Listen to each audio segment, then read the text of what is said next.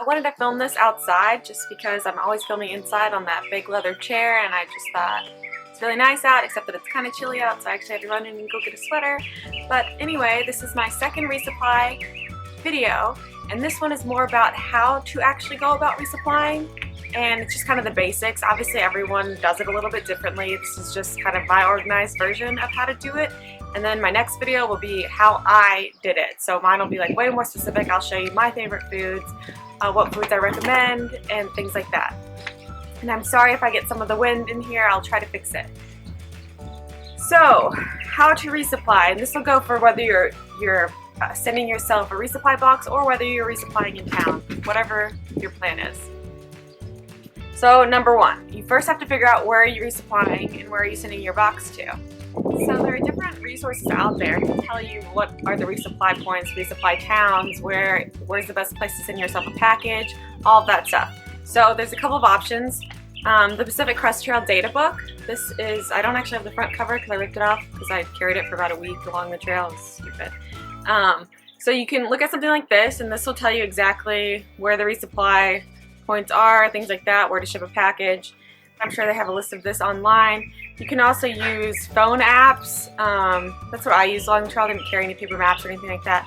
So, or you could buy Yogi's maps. There are several different resources out there to find out where the resupply towns are and what the address is of those places. My dad kept this at home, so he had this, and this is what he used to mail me my package. This is where he got all the addresses and things like that. He just waited for me to tell him where I wanted the package sent. Figure out where you're resupplying and sending a box to. Like, you want the exact address, you want the store name, you know, and you want the location, the name of the town and the store you'll be going to. So from that location, you determine your next resupply point. So kind of how far is the distance between where you're buying your resupply or sending yourself a box and the next resupply point, because that'll determine how many days of resupply you need.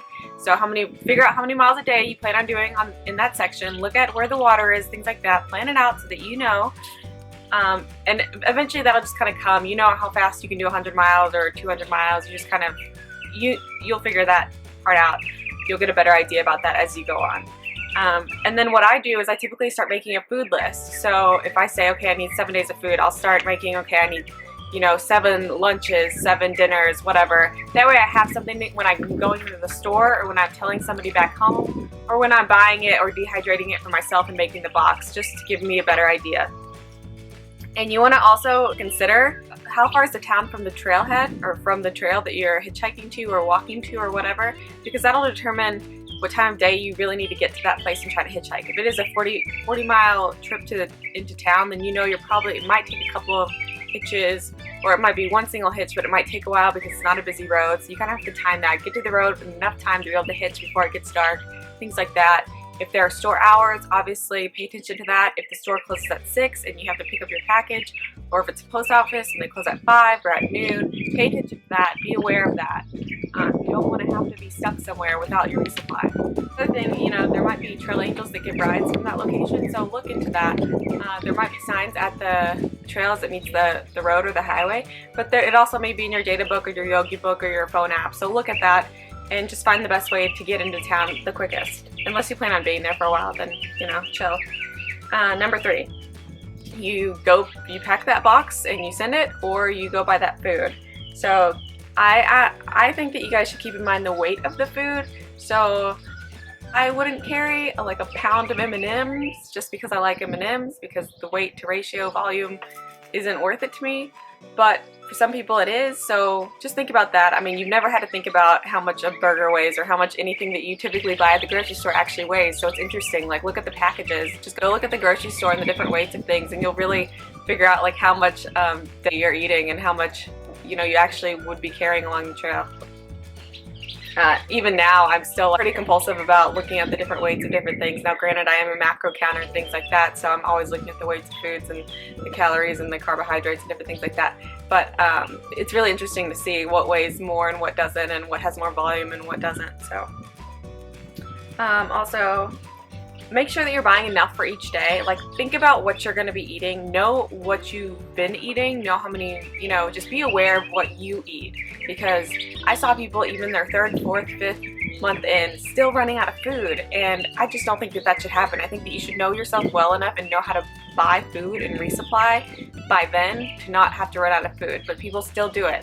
So I just say plan and organize as much as you can. Just think about it, whether it's just making notes in your phone or whatever it is. Make a list, stick to that, and hopefully you'll never have to run out of food. Think about buying any other items that you might need. I mean, go through the checklist in your mind. Do you need Band-Aids? Do you need batteries? Do you need toothpaste? Anything like that. So this is the time to either put it in the box and ship it to yourself, or or have your family do it, or this is the time to buy that in town.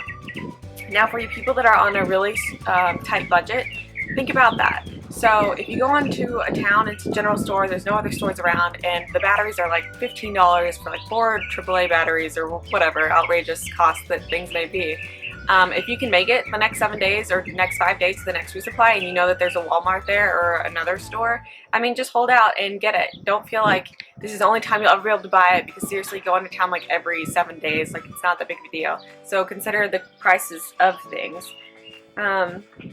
Another option that I mentioned in the last video was that you can send yourself boxes while you're on the trail.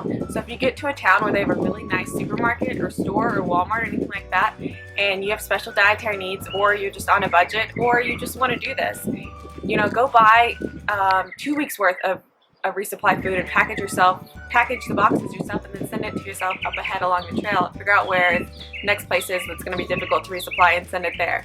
So a couple questions that I got, specific questions I just wanted to cover really quickly. So how do you know where the resupply places are? Like I said before, Yogi maps you can get online, data books, iPhone apps. I'll do a whole informational video about all the different resources I used and references that you guys might look into if you're wanting to do this. So I will make a video about that, more specific, the kinds of apps that I had, how much did these things cost, what books did I have to dehydrate my food, things like that.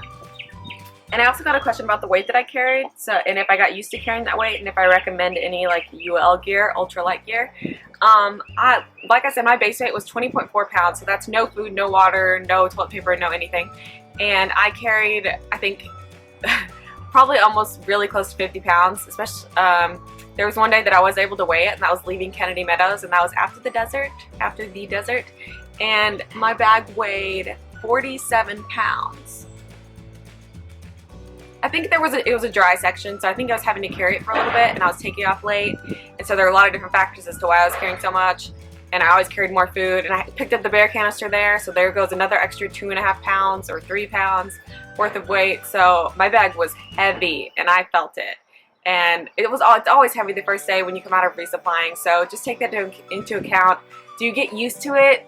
Yeah, I mean, to an extent, but it always feels heavy. I know that there are other people that had way lighter packs than me, and sometimes I would joke around and ask the guys that were carrying 15 pounds, hey, do you want a training day and switch backpacks?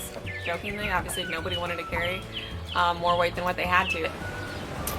UL gear, I find that it's a lot more expensive, and a lot of people's gear didn't last the whole time. A lot of their ultralight gear didn't last the whole time. Now granted, some of it does, and I'm not an expert in UL gear by any means. I have a couple of UL items, but not a ton. So that's just my own opinion. I don't think it's absolutely necessary.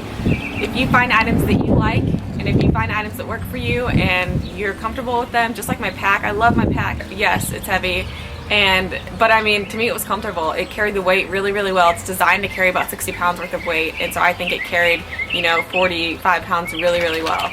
So I wouldn't change my pack, and I wouldn't swap it out for a UL pack, a ULA pack or anything like that. So that's just my opinion, but I just say find out what works for you, figure out what you enjoy using. Obviously use your own discretion. Don't be carrying a 5-pound pot just because you like the pot, but you know what I mean.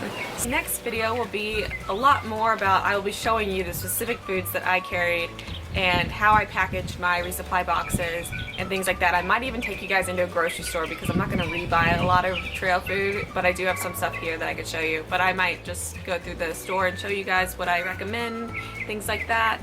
And yeah, so I hope you guys enjoyed this video, and thank you guys for watching.